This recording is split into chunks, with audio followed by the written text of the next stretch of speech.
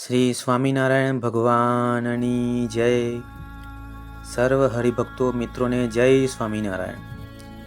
હરિભક્તો મિત્રો, ભગવાન શ્રી સ્વામિનારાયણ જીવન ચરિત્રના આ છઠ્ઠા ભાગમાં આપણે બે હરિભક્તોના જીવનના પ્રસંગો વિશે જોવાના છીએ.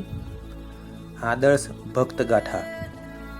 બોટાદના કાઠી દરબાર સોમલા ખાચર. બોટાદના કાઠી દરબાર સોમલા ખાચર શ્રીજી મહારાજના પરમ કૃપાપાત્ર એક રહેણીવાળા આદર્શ ભક્ત હતા. શ્રી હરિની આજ્ઞા પ્રમાણે જે દરેક ક્રિયા કરવી અને શ્રીજીની રુચિ અનુસાર વર્તવું એ એમના જીવનનું ધ્યેય હતું. શ્રીજી મહારાજ જે કામ સોંપે તે સુરવીરતાથી કરવું અને જ્યાં મોકલે ત્યાં આનંદથી જવું એ એમની ખાસ વિશિષ્ટતા હતી. જીવનભર એમના સદા ચરણમાં કદી ફેર પડ્યો ન હતો. ઊંચી સમજણ, સેવાની સતત ધગશ અને સુરવીરતા એ એમના ખાસ ગુણો હતા. સોમલા ખાચરનું આવું શ્રેષ્ઠ ચારિત્ર હોવાથી એમની ગણના પ્રથમ પંક્તિના પુરુષોમાં થઈ છે. શ્રીજી મહારાજ કહે છે કે અમારા સ્વભાવને તો મૂળજી બ્રહ્મચારી ને સોમલા ખાચર આદિક જે હરિજન છે તે કેટલાક વર્ષથી અમારે પાસે રહે છે તે જાણે છે જ. મહારાજને તો એક પ્રભુના ભક્ત વિના કોઈ સંગાથે હેત સંબંધ નથી ને મહારાજ તો આકાશ સરખા નિર્લેપ છે. શ્રી વચનામૃતમ કાળિયાણીનું છઠ્ઠું. આજ તો અમારા ઉતારામાં અમારી પાસે રહેનારા જે સોમલા ખાચર આદિક હરિભક્ત તેમને અમે એક પ્રશ્ન પૂછ્યો છે. વચનામૃત મધ્ય 20. અને વળી જે હરિભક્તને વિશે જે અંગ હોય તેમાં એક સરસ હોય તે કહીએ છીએ. સોમલા ખાચરને સદા એક રેણીપણું એ અંગ. અને પછી શ્રીજી મહારાજ એમ બોલ્યા જે અહીંની મોટેરી 3 બાઈઓ તથા ગોપાળાનંદ સ્વામી, બ્રહ્માનંદ સ્વામી, મુક્તાનંદ સ્વામી, નિત્યાનંદ સ્વામી, સુકમુનિ, સોમલો ખાચર, દાદો ખાચર એ તમે સર્વે જેમ હમણાં આ વર્તમાન કાળે કેવા રૂઢી રીતે વર્તો છો. વચનામૃતમ અંત્ય 24. શ્રીજી મહારાજના ફક્ત એક વચને 18 મોટા મોટા ધનાઢ્ય સદગૃહસ્થો તથા ગામધણી દરબારો તત્કાળ સંસારનો ત્યાગ કરી સાધુ દીક્ષા લઈને કચ્છ ભુજમાં શ્રીજી મહારાજના દર્શન કરવા ગયા હતા. તે વખતે સોમલા ખાચર પણ સાધુ થયા હતા. માચા સુરા સોમલા અલૈયા, મૂળું નાજા માત્રા મામૈયા, અજા જીવા વીરદાસ વળી, લાઘા કાળા કમળસી મળી, એ સર્વે તજી દરબાર, ઠાચ્યો પરમહંસ નિર્ધાર. શ્રી ભક્ત ચિંતામણી પ્રકરણ 54.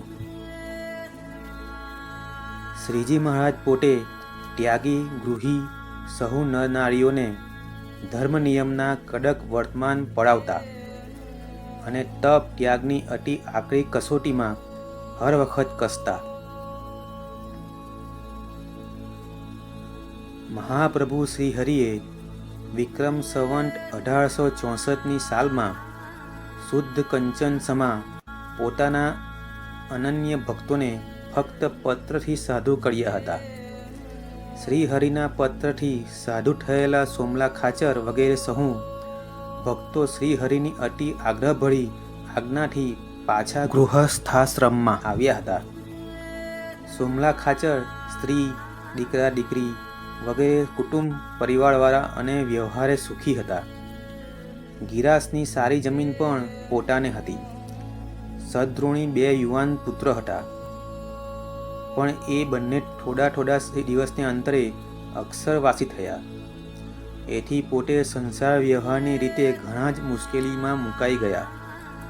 છતાં સત્સંગના દ્રઢ જ્ઞાનબળથી ધીરજ ધારણ કરી નિશ્ચલ બુદ્ધિ રાખી પુત્રોનો શોક ન કર્યો.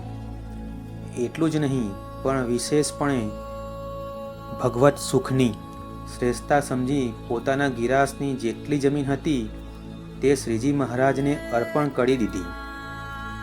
દરબારને સદાને માટે મોહ મમત્વ છોડી પોતાનું જીવન શ્રીજી મહારાજના ચરણે સમર્પણ કરી દઈ અખંડ શ્રીજી મહારાજની સેવામાં પાસે ને પાસે રહ્યા. મોટા ભક્ત ભગવાન તણા, અચળ મતી મહાધીર ઘણા, બળિયા બોટાદ ગામના એ, કહીએ સોમલો ખાચર તે, જુવાન પુત્ર તે બે મળી ગયા, પણ શોક વિના સુરા રહ્યા, રાજગરાસ પોતાનો તે, કર્યો સ્વામીને અર્પણ એ, આવી બેઠા મહારાજની પાસ, સુખે ભજ્યા અખંડ અવિનાશ.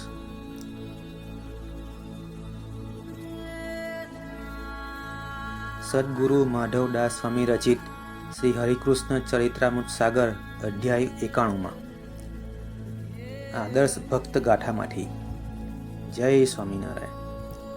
હરિભક્તો, મહેરબાની કરીને મારી આ ચેનલને સબસ્ક્રાઈબ કરવાનું ભૂલતા નહીં અને વિડીયોને લાઈક અને શેર કરવાનું ભૂલતા નહીં. જય સ્વામિનારાયણ.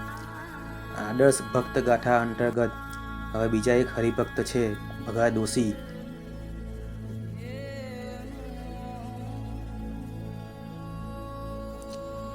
તેમનો એક પ્રસંગ જોવાના છીએ.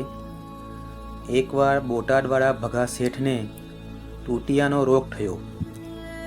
દેહ રહે નહીં એવું થયું. એ વાત મહારાજ પાસે ગઈ એટલે મહારાજ ભગા દોશીને જોવા માટે તૈયાર થયા. જીવા ખાચર ત્યાં બેઠા હતા. એમણે કહ્યું, મારે પણ આવવું છે. મહારાજ કહે, તૈયાર થાઓ. જીવા ખાચર ઘેર ગયા. મહારાજ તૈયાર થઈ ગયા. એ વખતે બોટાદનો વીછો વાણિયો જીવા ખાચરની ડેલીએ આવ્યો. એ વીછાએ જીવા ખાચરને કહ્યું કે ભગા દોશીએ દેહ મૂકી દીધો છે. આ બાજુ મહારાજ જીવા ખાચરને કહે છે, જલ્દી ચાલો, કેટલી વાર છે? જીવા ખાચર મહારાજ પાસે આવીને બોલ્યા કે ભગા શેઠે તો દેહ મૂકી દીધો છે. મહારાજ કહે, એવું કોણ કહે છે? ભગા શેઠે દેહ મૂક્યો હોય અને અમને ખબર ન હોય? અમારા ગયા સિવાય એના જીવને કોણ લઈ જનાર છે? માટે તમારે આવવું હોય તો આવો. પણ જીવો ખાચર બોલ્યા, હું નહીં આવું. પછી મહારાજ બોટાદ પધાર્યા. ભગા શેઠને ઘેર ગયા. ત્યાં તો જૈનની સાધ્વીઓ ઊભી હતી. સાથે ભગા દોશીની પત્ની પણ ઊભી હતી. મહારાજને દેખી અને જૈનની સાધ્વીઓ બોલી, આ એના સ્વામિનારાયણ આવ્યા. એ શું જીવ ઘાલી દેશે? મહારાજ ભગા દોશી પાસે ગયા. ત્યારે ભગા દોશીનો નેત્રમાંથી જીવ ગયેલો, એટલે કંઠ હાલે નહીં, શ્વાસ પણ હાલે નહીં, સ્મૃતિ પણ નહીં. મહારાજે છાતી ઉપર હાથ મૂકી અને ભગા દોશી એમ 3 વાર ઉચ્ચાર કર્યો અને તરત જ આંખ ખુલી. મહારાજ સામે જોઈ 2 હાથ જોડી અને પગે લાગ્યા પછી ભગા દોશીને બેઠા કર્યા.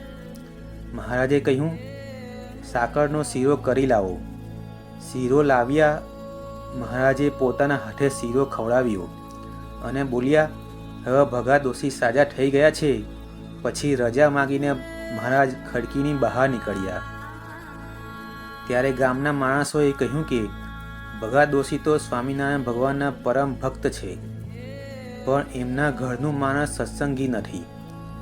ત્યારે મહારાજ બોલ્યા કે આ જન્મમાં એ સત્સંગ કરે એવા નથી, પણ એની પ્રજા બહુ સારા ભક્તો થશે.